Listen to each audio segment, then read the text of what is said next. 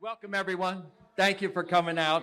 And I just could not be more thrilled that you intrepid supporters of JusticeAid and warriors in the field of justice have come out and to hear this book talk, which is so amazing. I don't want to stand in front of Professor Henning, but the fact that this book, The Rage of Innocence, How America Criminalizes Black Youth, has come out now in the context of everything that we've been working for at JusticeAid and everything Black Lives Matter movement has been working for across the nation, makes this a very special evening. And some of you remember from the work we did in Riverside Church virtually that Amani led a panel on which Professor Henning sat. She is going to introduce Kristen, and I have the pleasure of introducing Amani. In this group, very little introduction is needed because she is so loved and revered. She's an indefatigable warrior for justice. She is known as a distinguished professor at AU Law School. She has taught at virtually every law school in the city. I'm sure every law school in the city, at the Harvard Law School. For a time, I would see her at prayer breakfast when she was at Shiloh Baptist Church, when she was running the Rainbow Coalition. So many people owe so much to her work. And I am so grateful that you have come out this evening to talk with your dear friend about this such important work. Thank you very much, Professor Davis. Thank you so much, Steve. Can everyone hear me? Wonderful. Thank you for that introduction. I have not taught at every law school in the city, but thank you for that generous introduction. It is my great pleasure to introduce my dear friend, Kris Henning, and the author of this amazing book, The Rage of Innocence, How America Criminalizes Black Youth. Kris Henning is the Bloom Professor of Law and Director of the Juvenile Justice Clinic and Initiative at Georgetown Law, where she supervises law students and represents youth accused of delinquency in D.C. Superior Court. Professor Henning served as the law school's Associate Dean for Clinics and Experiential Learning from 2017 to 2020. She previously served as a staff attorney at the Public Defender Service for the District of Columbia. PDS, okay. Woo! Shout out to PDS. Where she represented clients and helped organize a juvenile unit designed to meet the needs of children in the juvenile legal system. She served as lead attorney for the juvenile unit from 1998 until she left PDS to join the faculty at Georgetown in 2001. Professor Henning writes extensively about race, adolescence, and policing, and published numerous scholarly articles and book chapters on the topic before writing the extraordinary book that we're going to discuss today. She's trained state actors across the country on the nature and scope of racial bias and how it operates in the juvenile and criminal legal systems. Among her many trainings, she worked closely with the MacArthur Foundation's Juvenile Indigent Defense Action Network to develop a 41-volume juvenile training immersion program, which is a national training curriculum for juvenile defenders. She now co-hosts with the National Juvenile Defender Center an annual week-long summer academy for defenders. In 2019, she partnered with the National Juvenile Defender Center to launch racial justice for youth, a toolkit for defenders. And again in 2020, to launch the Ambassadors for Racial Justice program, a year-long program for defenders committed to challenging racial inequities in the juvenile legal system. Kris serves on the board of directors for the Center for Children's Law and Policy and is the director of the Mid-Atlantic Juvenile Defender Center. She's the recipient of numerous honors, including the Juvenile Law Center's Leadership Prize, the Robert E. Shepard Award for Excellence, the Shannara Gilbert Award from the American Association for Law Schools, all for her commitment to justice on behalf of children. She is a graduate of Duke University, Yale Law School, and has her LLM from Georgetown Law. Please join me in welcoming Professor Kris Henning to Busboys.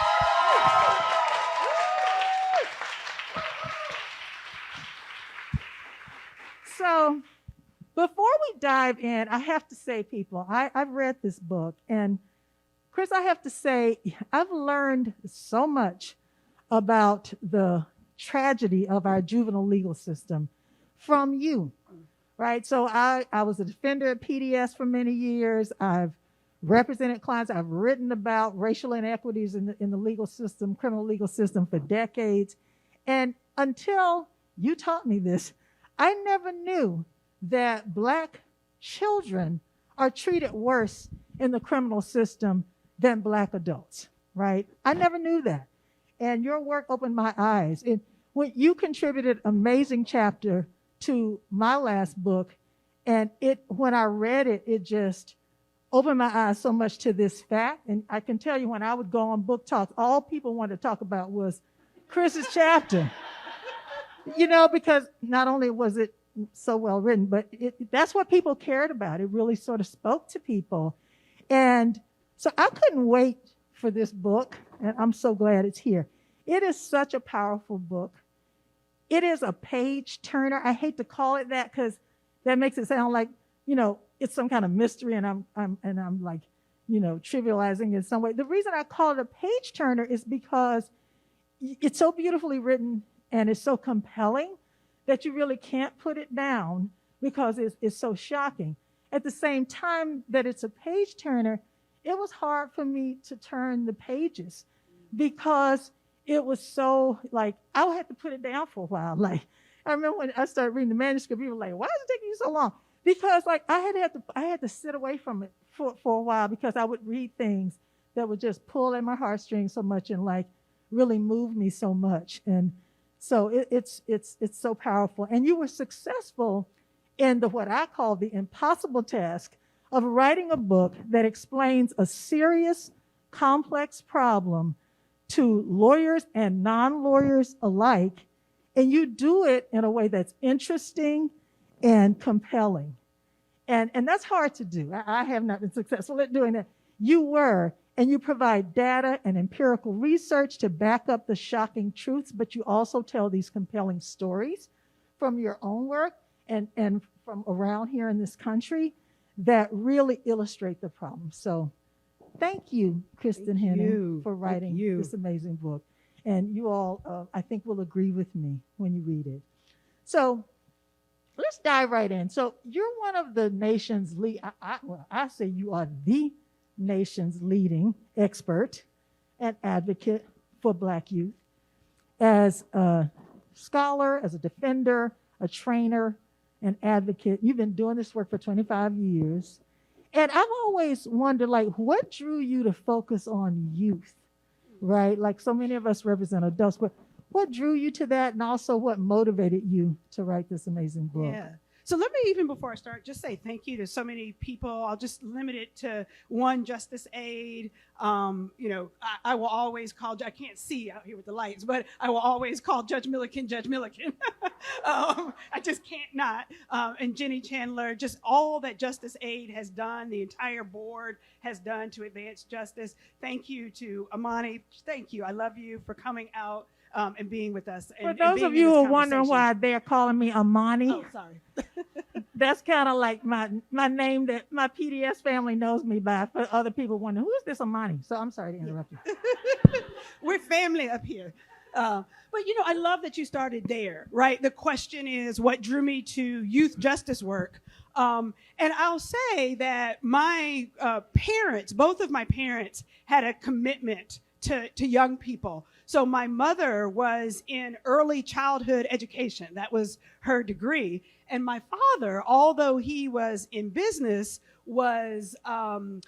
he would run a youth group from our local church. And so he would bring the young boys from our neighborhood and from our community to our house. So I've always had this sort of latent commitment, interest, passion in working with young people. I don't know, I don't love the word at risk, but that face challenges in Black and brown communities. So that's where I think it all started without my even realizing it. But then I went to undergrad in Durham, North Carolina, and in my very first semester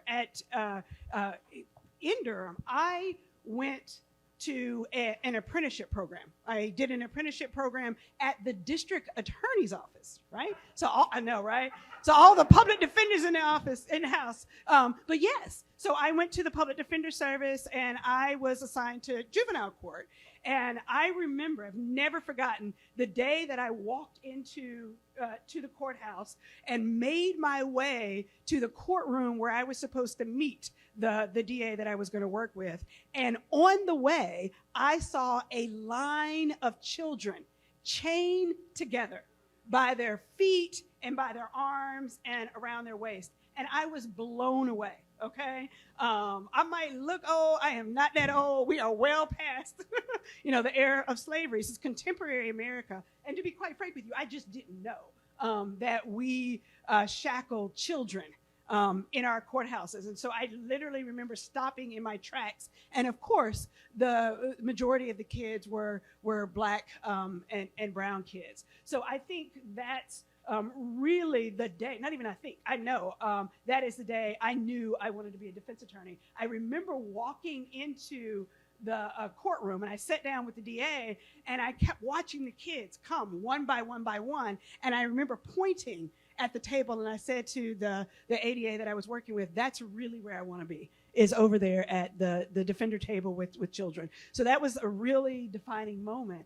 And then why write the book? So, I mean, all of y'all who've, been in DC Superior Court for any amount of time, it is hard to do the work for any period of time and really not want to blow up the system, right? But that wasn't my job. It's not what I was called to do. So at a minimum, this book arises out of my desire to figure out why the racial disparities were so extraordinarily deep. And I think one of the most powerful things is really waking up one day and realizing that out of 25 years of representing children in the nation's capital, and I have only represented 4 white children.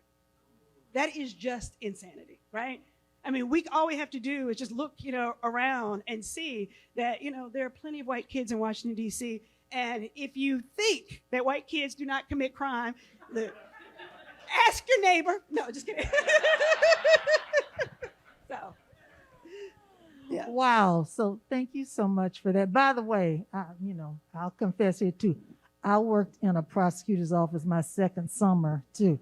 But confessional. And it did the same thing for me it did for you. Run me to the public defender service, which is where I went running after working there. So it did do that.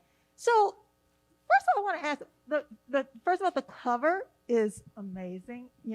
It's so powerful. Shout out to Oliver Monday, the amazing graphic artist who did the amazing cover.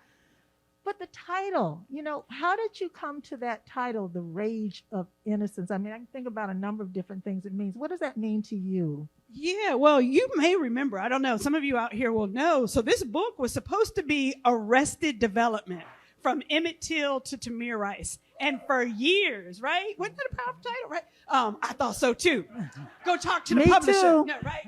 We did too. But no, in all seriousness, I mean, it was a fascinating, sort of evolution from there. And to this day, I mean, I was so committed to that title for multiple years that it is up. Like I have, cut out some images and put them on my wall. And this, I think it's worth telling this, that I learned a lot about the work that we do, that I've been doing for a long time, and about readers in general. My publisher, my editor, was convinced that, one, not everybody knows Emmett Till and Tamir Rice. Isn't that a shocker? That was a shocker for me. My mouth was on the ground. So that was one. And they were like, if you want people to invite people into this space, into this conversation, you can't alienate them in that way. Blew my mind. Let's start there. And then the other people, including my dear friend Paul Butler, who said to me, we are not naming a book Arrested Development when there is a TV show, Arrested Development. So Paul, I will give it to you, was the first person to tell me that. Thank you. My editor was like, yeah, no. So anyway, so then where do we get to Rage of Innocence? How America criminalizes Black youth? So there, I'll say this, the macro takeaway, or my desire with that title, is that it represents the rage that I think every single one of us should have when any one child is deprived the opportunity to enjoy their childhood, the innocence of childhood. So that's, the larger concept. Of course, there are some nuances with it, right? One of those nuances that I'll share is it is really, and the research confirms this, it is the rage that every Black child has, being told time and time and time again that you are bad, that you are criminal, that you don't belong, right? And so it is a part of the natural and healthy, I say, resistance that Black children have to being labeled in any other way short of innocence. And so those are sort of the larger frames. Beautiful. Wow. And so it is the perfect title. After all, even though I, like you, was loving the Emmett Till to Tamir Rice, but yeah, it's a perfect title. So one of the main themes, and I guess the theme that runs throughout the book, is that, kids do stupid things. Adolescents act impulsively, right? All of them do. Their brains are not developed until they're well into their 20s. They don't think before they act, right? And so, but when white kids make mistakes and act impulsively, our society seems to get it. Oh, kids will be kids. That's just him being a kid. Let's get him some help. Let's guide him. But when Black kids do the exact same things or lesser things or nothing at all, society sees them as criminals, right? The adultification of Black youth sees them as older than they are, as larger than they are, as dangerous when they're not dangerous. And you discuss the research on this issue and give shocking examples throughout the book. And at the beginning of the book, you start right out by making the point so well by talking about two of the kids that you represented in DC Superior Court. One of the very few white kids you represented and a Black kid. You talk about Eric, who's the Black kid, and Jason, the white kid, and you tell their stories. And that really illustrates the point so well. So I wonder if you could start by telling what happened to Eric and Jason, and also explain why is it that people in our society see Black kids as criminals. Yeah, so I really appreciate the question, because it gives us an opportunity to tell the stories. Because one of the things that for me is so important about the book, and you alluded to this, it is the telling of the stories, that moves hearts, right? So it's the yes, there's data there, yes, there's research there, but it's the stories, and those are what I hope every one of you will see yourself in when you were a kid, or see your own kids in those stories. But here's what happened to Eric, right? I will also never forget being at home. I was, and Lula Hagos is here. She was co-counsel on this case with me. So I will never forget being at home on a Monday night. And I watched the news. There was this news story headline, kid arrested at school for bringing a Molotov cocktail to school. And I was sitting there thinking, oh my, I'm on pickup. At Georgetown Juvenile Justice Clinic, we still represent kids arrested in DC. And I kept thinking, oh wow, we're going to court tomorrow. I bet you we get this case. Sure enough, walk into the door, go to the court-appointed office, and we're assigned to and it's so hard for me not to I'm calling Eric, but thank you. I have to not call him by his real name. But we got assigned to represent Eric. And I went back to the cell block and interviewed, talking to Eric in the cell block. And the story that he told me was nothing like what we saw on the news, this scary story. Basically, here's the story. It was a Saturday night. He's a 13-year-old kid. He's watching a movie. In the movie, somebody is making or is using a Molotov cocktail. He says, oh, that looks cool. Let me see if I can make something that looks like that. He goes into the kitchen. He grabs a glass bottle out of the kitchen, and he begins to fill it with whatever liquid he can find. Pine Sol, bleach, some other cleaning solution, none of which independently or together is flammable. But he pours them in a glass bottle, and guess what he does for a wick? He goes to the bathroom and he gets a piece of toilet paper, right? He sticks the toilet paper in the glass and hangs it out. So it hangs out, so it looks like a wick, and he closes the bottle okay? You all know there's no way this toilet paper is gonna it's gonna die out before it even reaches the cap, more or less. So he puts the bottle in his book bag. It was a Saturday night. He completely forgets about it. And he goes to school on Monday. His mother drops him off at school. He puts his book bag through the metal detector, and a school security officer says to him, "What is this?" He immediately says, "Oh, that's nothing. You can throw that out." He takes his book bag and he goes on to class. Well, lo and behold, arson specialists show up, the fire department shows up, the police department shows up. Yes, you should be shocked. It's crazy, okay? I love Zoe Molina over here. How are y'all?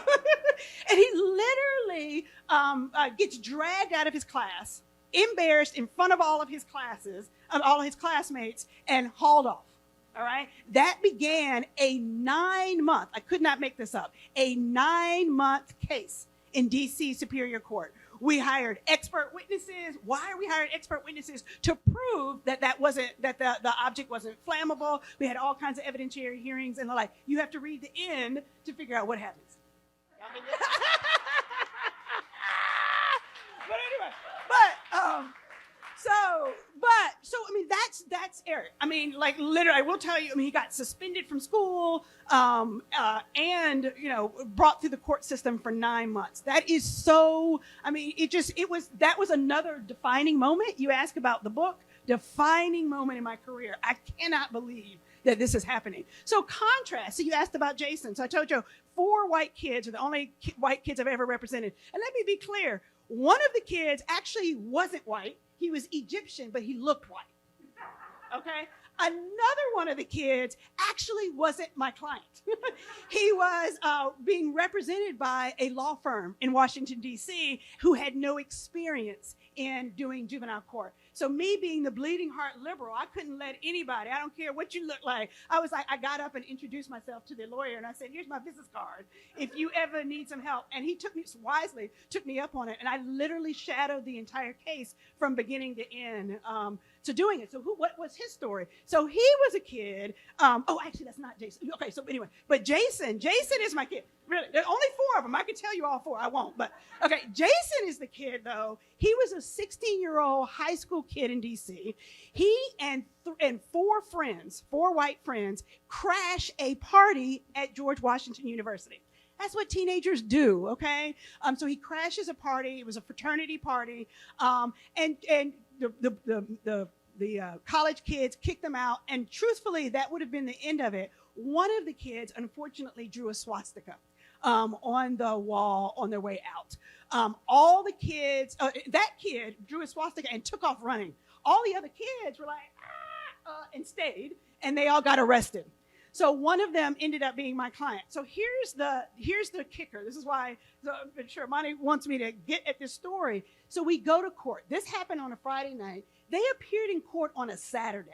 So for those of you, there's a couple of judges and former judges here, know that on Saturday court, the magistrate judges don't sit. The associate judges sit on Saturdays. So I go into court on Saturday, and the case gets called, and all of a sudden, all of these white parents, 2 parents dressed in suits on Saturday, walk into the courtroom. And the judge, who I have to say was a very child-friendly, wonderful judge, had always been fair-minded, sees these parents walk into the room. The marshals are really caught off guard because it's a Saturday. They're not expecting this many kids. And they say to the judge, "Well, Judge, I can only bring the kids out 2 at a time because we don't have enough marshals."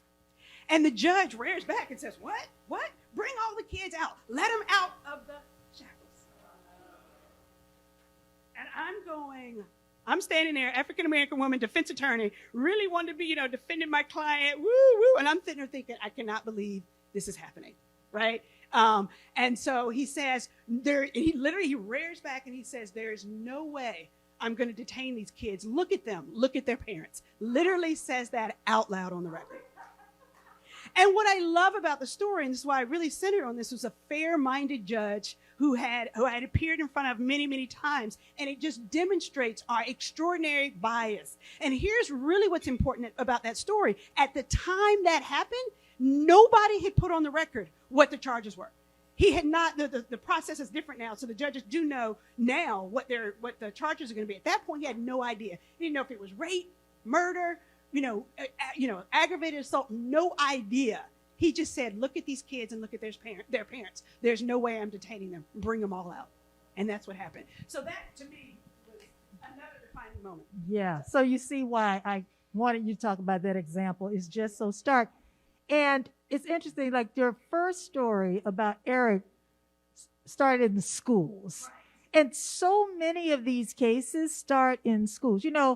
I'm, a person of a certain age. Okay, I'm an old person. When I was coming up, we never had cops in schools when I grew up. You never saw it. But kids were acted out, being adolescents, right? When you would act up, they sent you to the principal's office. If it was really bad, they call your parents.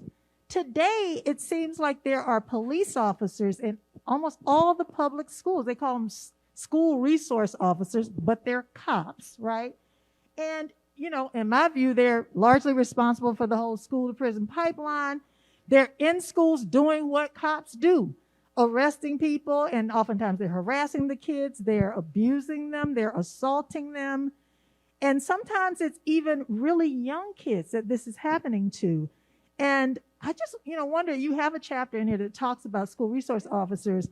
Can you talk about, when did this phenomenon start and how did it come about? Yeah, I will say that is one of the most fascinating things that I learned while writing the book. I actually did not know this. I bought in for many, many years. I bought into the often repeated narrative that we have as many school resource officers as we do today because teachers and parents were afraid to send their kids to school after the mass shooting in Columbine in 1999.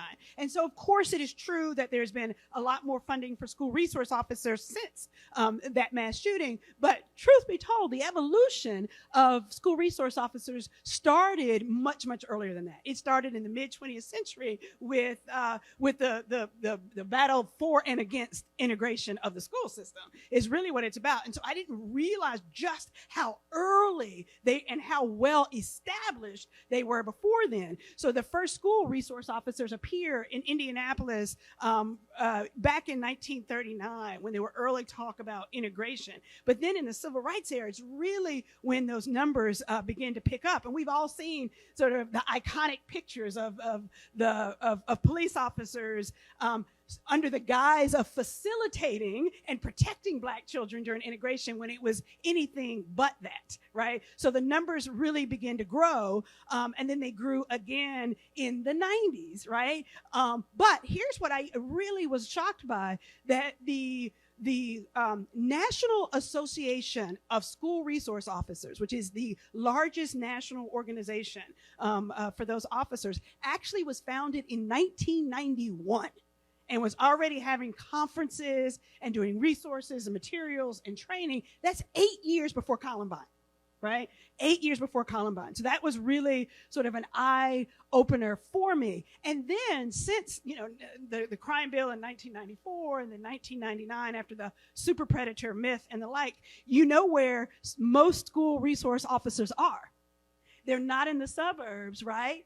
White wealthy suburbs where Columbine and other mass shootings occurred, but they are far more likely to be in schools that have a predominant Black and brown presence. So it's a really important history that I think gets glossed over, right? And so the Columbine became the narrative, right? It was had a utilitarian function, right? To cover, what was, the racialized history of school resource officers.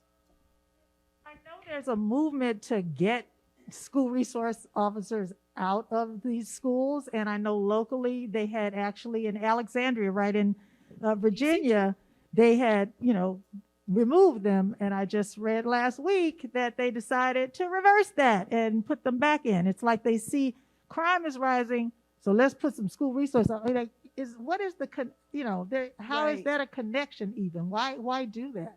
Right. I mean, it's this, we are in this country unequivocally stuck in this binary that the only way to ensure public safety is through traditional law enforcement methods, right? Which is contrary to everything that we know, right? And particularly in the school context, where the evidence shows that we can improve school safety through, one, smaller class sizes, increased mental health supports, social emotional learning, other types of violence interrupters and the like. And so, I mean, we're just stuck in that mentality in this country, and it's really hard to get people outside of that box. The other thing to talk about or to think about when we think about increased crime, I am so afraid, right? So we're coming out of this pandemic. I hope we're coming out of this pandemic, and we've got all these kids who are traumatized. And so you've got, some, increase in crime. And a couple of things is I just, pray and hope that we don't make the mistakes of the 90s, right? Where we had that temporary spike in crime, and then we have all of these draconian legislative responses like making it easier to transfer children to adult court for more crimes, really just the wrong-headed moves. And it turns out that the spike in the 90s dropped. It plummeted, right? And so it was this myth of the super predator coming to take over the country, of young adolescents, Black adolescents coming to take over the country, just never materialized. And so I hope we don't do that. The last thing I'll say is that when people talk about crime rising, it's very, very, even today, the vast majority of offenses committed by adolescents are not violent offenses that we fear in this country. The murder, rape, aggravated assault. The vast majority of offenses are property offenses, which, of course, need to be regulated, but they're different ways. We don't have to criminalize. We don't have to, arrest our way out of those problems. So one of the more interesting, and they're all interesting chapters, but chapter 3 is called Hoodies, Head Wraps, and Hip Hop, Criminalizing Black Adolescent Culture.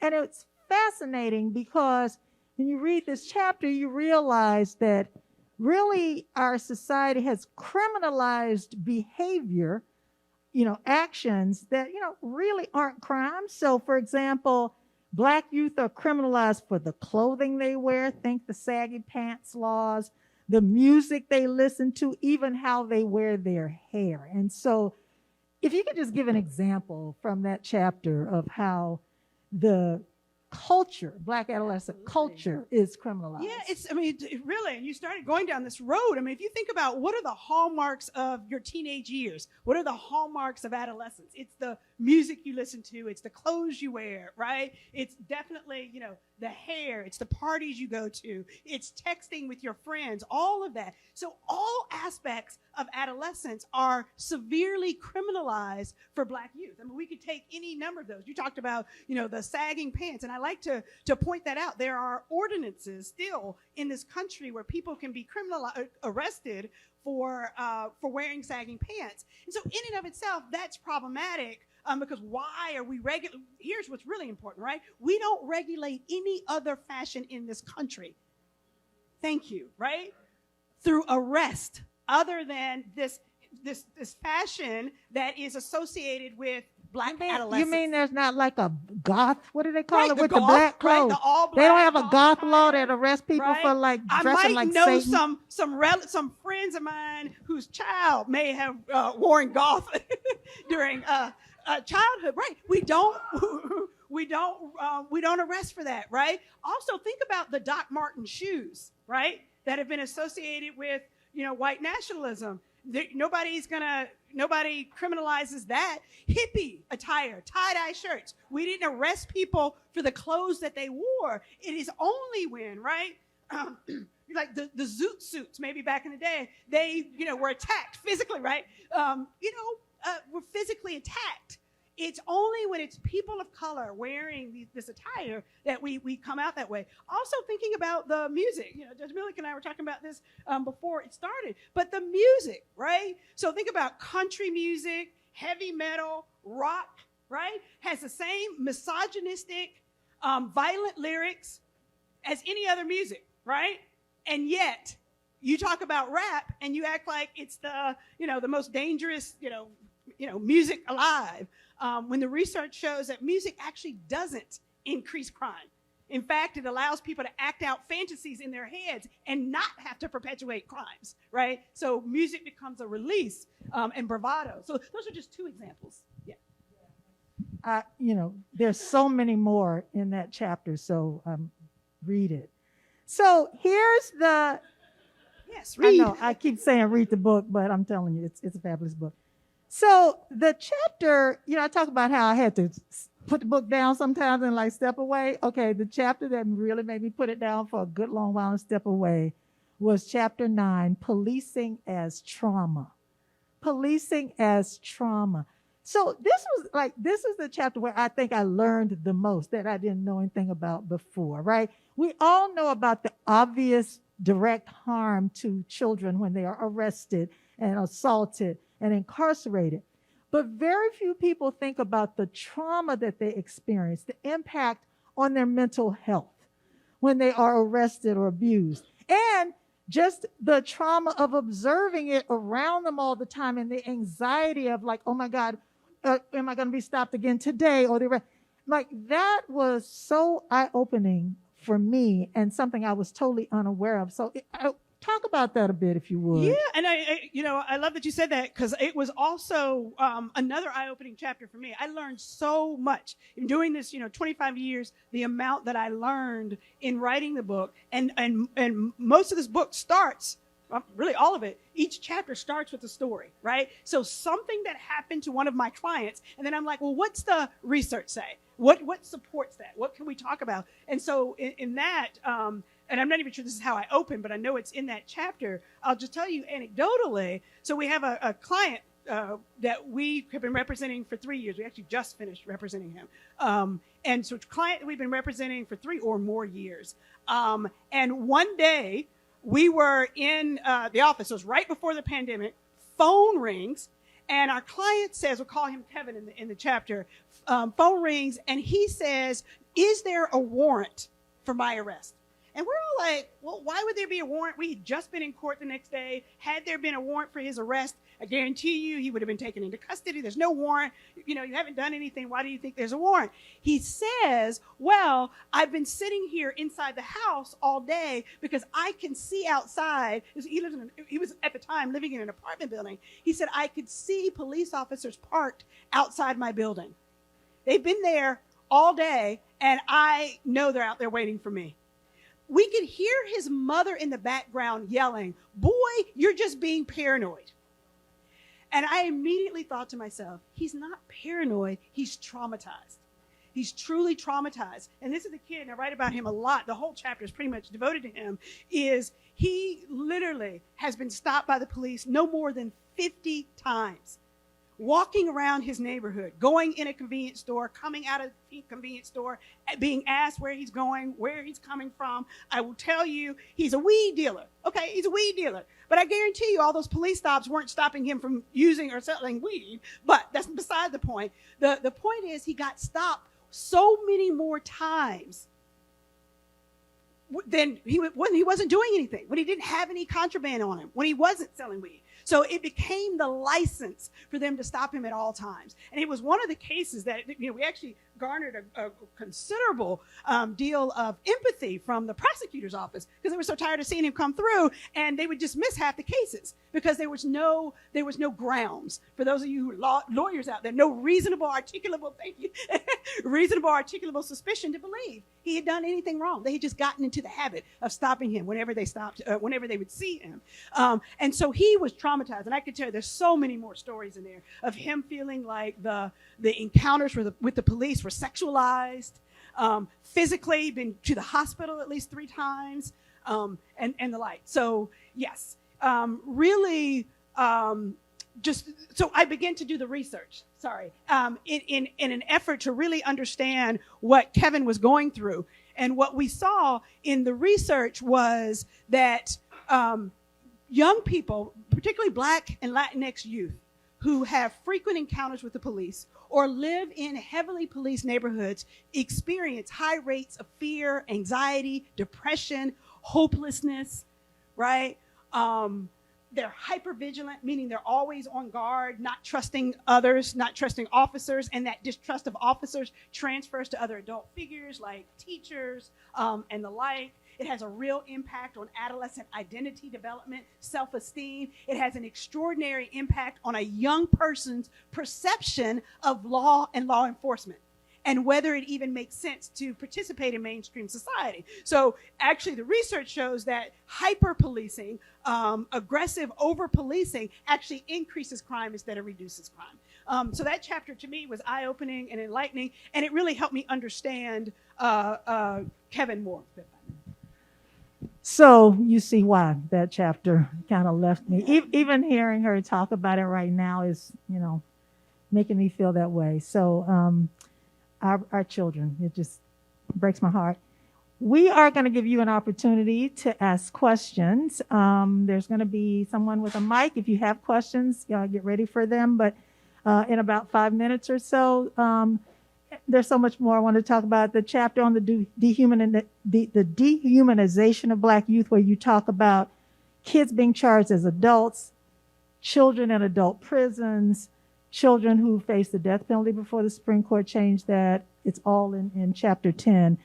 But I want us to close on sort of a moment of hope. So the last chapter, chapter 12, I love the title of it. Black Boy Joy and Black Girl Magic is this chapter 12.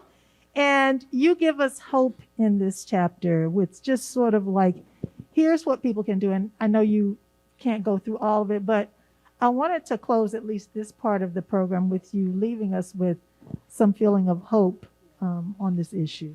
Yeah, I mean, the truth of the matter is you can't do the work for very long without wanting to blow up the whole system, but you also can't continue to do the work without having some hope. And I mean, that's the only thing that propels you through, 25 years later. And so, yes, this book is all about hope. I want to be real clear. The chapter is, Black Girl Magic, Black Boy Joy, and it's about the resilience of Black youth. But we have to be careful. I start with resilience, right? Because I want to show how wonderful Black children are. But let's be clear, it's not the Black child's responsibility to turn the sucker around, okay? It's the adult's responsibility. That said, in the meantime, right, and I'll come to, just at least a couple of solutions or thoughts about how do we get out of this. But in the meantime, we've got to take care of our kids. Right. And so I always, I like to say that every child needs at least one irrationally caring adult. One of my psychologist friends taught me that. Every child needs one irrationally caring adult. That all of us made mistakes when we were teenagers, right? And we made it through. We're all sitting in this room now. And it is because somebody stood by us when we did something stupid. So that's one really important takeaway. The other important takeaway is listening to the voice of young people. So I really wanted this book to give voice to the stories of young people, and that includes the solutions. So I say, if you want to know how to make the world a better place for Black children, ask them, right? Ask them, right? So give them a seat at the table, at city council, they have been the voice of protest all across the country. And they'll tell you what they want. Even the kids who were in Parkland during the shooting said, we want safer schools, but we don't want police to do it, right? Listen to what they're saying. So that's really important. And then the last thing I'll say, so we can get to audience questions, I talk about the whole chapter is devoted to ways through. First of all, we need a massive culture shift in the ways, in the narrative, in the ways that we think about Black children, so that we're not afraid of Black children. And the criminalization of Black children in this book is not just by the police.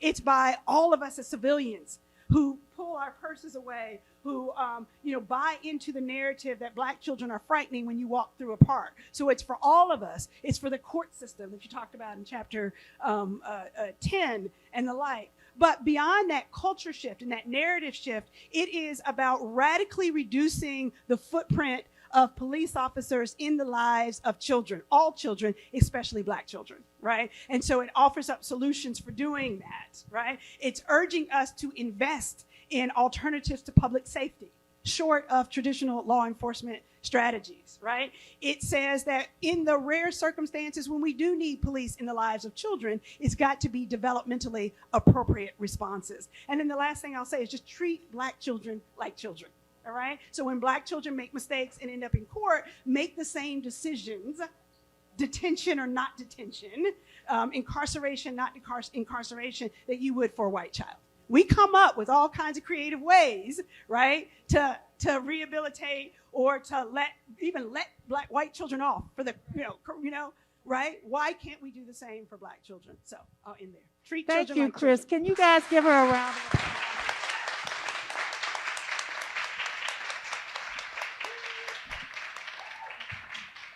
Absolutely amazing. Thank you so much. So, questions. If you have a question, raise your hand. We have Yeah, here. great. You could just say your name and Okay, my name is Mary C. Curtis, and I write a column at Roll Call on the intersection of politics, culture, and race. And I have a podcast, Equal Time with Mary C. Curtis, which looks at policy and politics through a social justice lens. And that's my question. You've given us the history and the context, and you've also told that horrible anecdote about a judge saying, "Look how you look." And we're operating right now, as you said, when because of a violent crime rise, that there's not a taste out there for looking at alternatives to just bringing the hammer down. And we also are right now looking at a jury selection in Georgia of 3 white men who assume the criminality of a young black man, and it's up in the air whether they'll get punished for it. So what I wanted to ask you was, do you see solutions that are happening in policy or laws? Where will they have to come from? Local, state, federal? Will the Justice Department have to get involved? Is there anything concrete being done? We say listen to black children, but is there anything being done that proves that people are listening and are changing actual policies? And I'm also saying this as a mother of a black son who has been profiled, who has gone to court to prove he was in his own neighborhood because he's in his own neighborhood and not because he wanted to sell drugs or something. So, I mean, it's a great question. My answer is yes, that I think there are things happening on all 4 of those levels. You said local, state, federal, and Department of Justice. It is slow and incremental. And, I think, my dear friend, I've learned this from you, talks about tinkering around the edges, that a lot of these things are tinkering around the edges. But I think there is an appetite for change now more than ever. I feel it. And I think just to give some examples, again, tinkering around the edges, not the massive cultural shift that we really need, which comes from the mass movements and the protests and and those kinds of conversations. But so at the state level, there are legislative efforts around, oh my God, I mean, just everything from changing the way well, let's start with police-free schools. Let's just start there.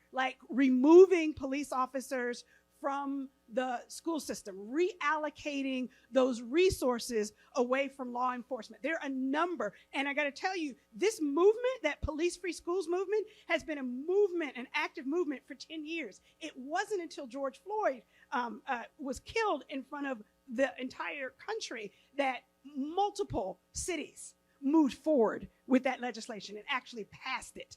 Oakland had a police-free schools movement, I think, for 10 years, and it wasn't until May of 2020 when that moved, and a number of other states follow suit.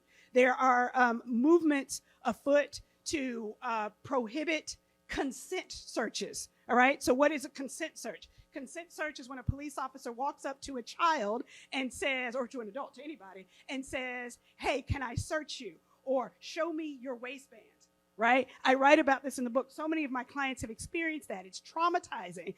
And so then the question is whether or not a child can voluntarily consent, agree to be searched by police. Does he have any free will to refuse that? By a show of hands, how many of you think a black child in today's society thinks that they could say no and walk away from the police?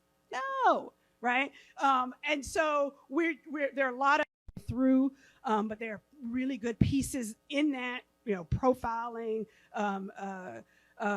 qualified immunity, things of that nature that are afoot. So if we got to keep pressing on those levels. Now is the time to press that. The Department of Justice, I can't say it so much, but the Department of Justice is paying attention to a lot of police departments right now. That's all I'll say on that. So you should know that in some cities that really need it. I'll just stop there. So we could have a deeper conversation. I think so.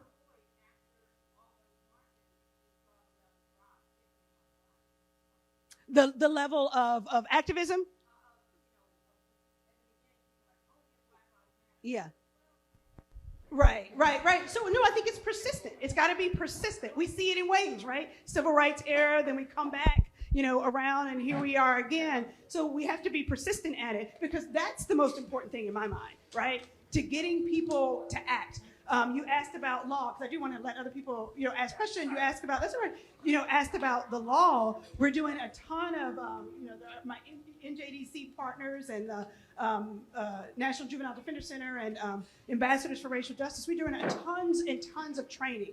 And I got to tell you, we get more invitations to train judges, prosecutors than I ever have. We really cannot keep up with the demand. That's because folks are interested in this question of race and trauma and adolescence, and what does it mean for my interpretation as a judge of the Fourth Amendment? What does it mean for interrogation? What does it mean for all these critical questions? And so a lot of attention. So it's incremental and slow. Other questions? Thank you.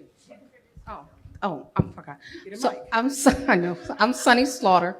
I am actually a Homeland Security law enforcement instructor, consultant, and expert. But I'm also the external compliance officer for the Dannon Project, one of the largest reentry programs working with youth in the country. And I do a lot of other stuff. So the question, because I want to get to this really quick. There is a movement also to change policing, because a lot of my work has to do with police officers. And I'm also a litigation consultant. So I am also on the other side when they're doing stuff wrong. There's a movement to really change the culture of law enforcement with more women leading police departments.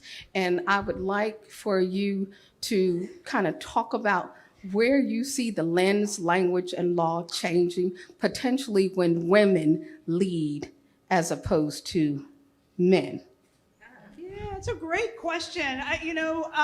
And I got to say, there are people, I just want to be clear, there are people who are experts on this, like my, colleague, Christy Lopez from Georgetown Law School. So, I don't want to, pretend to be an expert in that at all. But some of the, the conversation around women leadership is related to sort of the warrior mentality of police departments now, and that by one of the ways to move away from that warrior mentality is to bring women in, right, with a different frame of work. And I know one of the leaders, and I want to say her first name is Susan, I'm going to draw a blank on her name, was a woman police leader who has been moving. Do you remember her name? No, go ahead. I was just going to say that I think that Song Richardson is one of the people who's written about it too. Paul, I think you've written about this too, have you not? About women as police officers. I think he's nodding his head. Yes. Yeah, So yeah. a lot of people have written. Oh, yes, there sure is. Yes.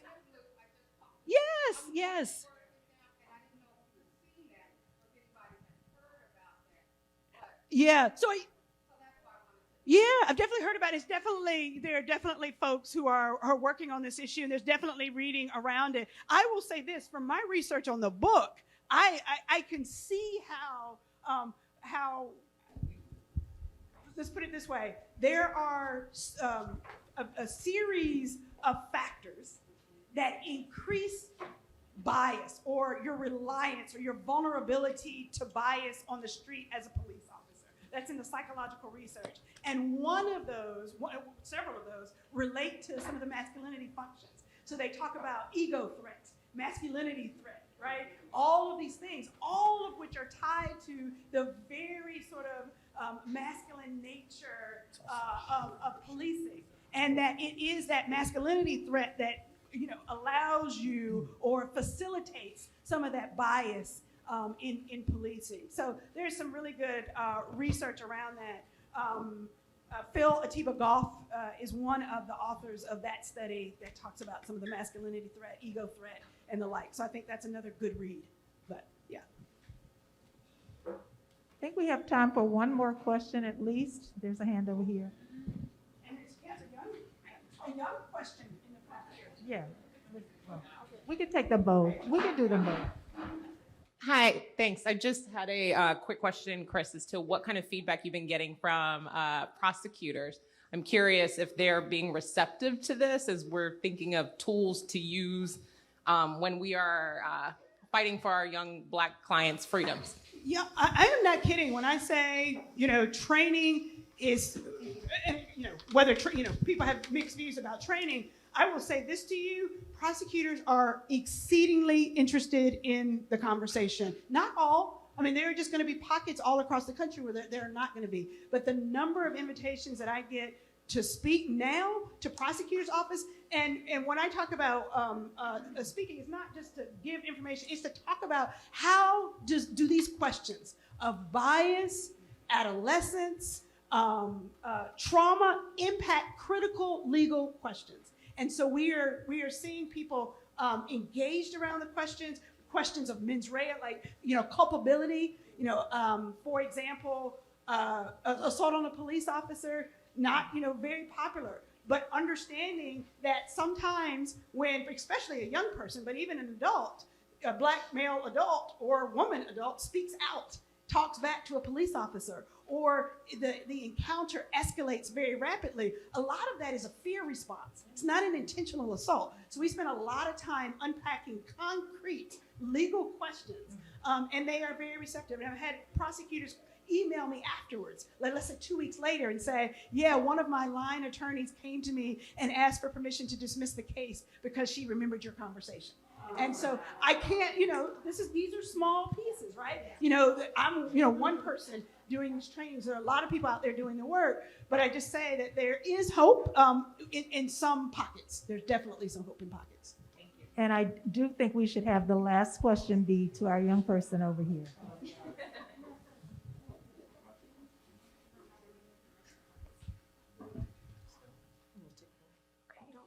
Hello. Hi. I wish I could see her. I would make her stand up. No, I won't do that. So why is this so loud? I'm Zoe.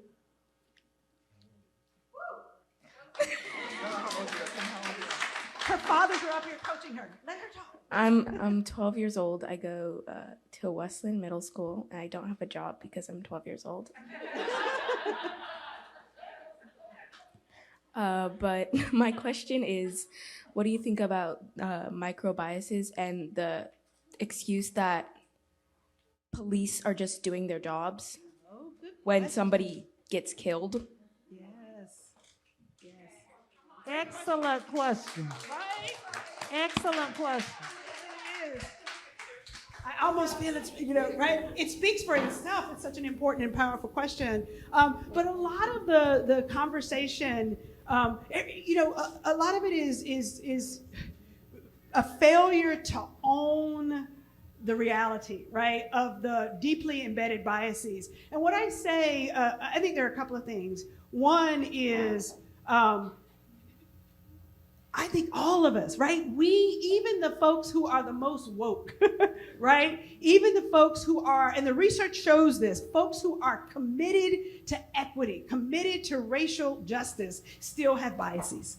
There are biases intra-race. And so what we experience, I know through our, Police for Tomorrow's program, with Paul Butler, Christy Lopez, and many others, officers often say, but I'm not biased, or race doesn't matter, right? But they really forget how deeply embedded those biases are. I mean, that's exactly the point of implicit bias. It is literally a cognitive shortcut that they are not aware of. And so I think part of that is getting people to own that through stories, right? And so part of what I I try to do with this book, and a lot of us try to do, is to tell those stories, like the examples of like the silly things that we arrest kids for. Remember when you did that. And so you develop a training or a workshop with officers where we're just talking about adolescence, right? Let's just talk about adolescence. And what does it mean? And how did you act? Let's play that out. And then gradually we bring in the race question. So it's a slow and gradual sort of shifting of mindset. And so that's why I would tell you, though, to be honest with you, Zoe, the training of police officers has been the most difficult. And not because they're not willing, but because it's become so polarized. Yeah. And so when I show up, people want to say, oh, you brought me here to tell me that I'm racist. That's not what I'm here for, right? Or that everybody hates, police. If I hated police, we wouldn't be doing that. We wouldn't be doing Police for Tomorrow's program. I wouldn't be, consulting with police departments if I thought that there wasn't a way forward. And so I just think it's getting people to own and to see their own biases. That's one. And then the second thing is the trauma piece. Getting police officers to understand that even what they think of as a simple, short, isolated contact with a child is non-consequential. And so really introducing them to that trauma research has been somewhat helpful in these conversations. And so we've done some work out at, so we'll go and we'll visit some of the teen division, help me, Brittany, at the youth division at the jail, right? And we brought in some officers, and literally we were in a round table, and the officers were saying, oh, but when we ask you to lift your shirt, that's not a stop and frisk. Yes, it is, baby. It is. It is. And even if you don't think it is under your data set, certainly the child does. And it's just as traumatic for them. And the kids were able to tell them that. Okay? The kids were able to tell them that. And so some of that is education. So I want to first thank JusticeAid for having this event, for inviting me to be in conversation with this phenomenal woman discussing this amazing book. I want to thank all of you for coming out, and I especially want to thank Professor Kris Henning for this great talk and this great book. Thank you.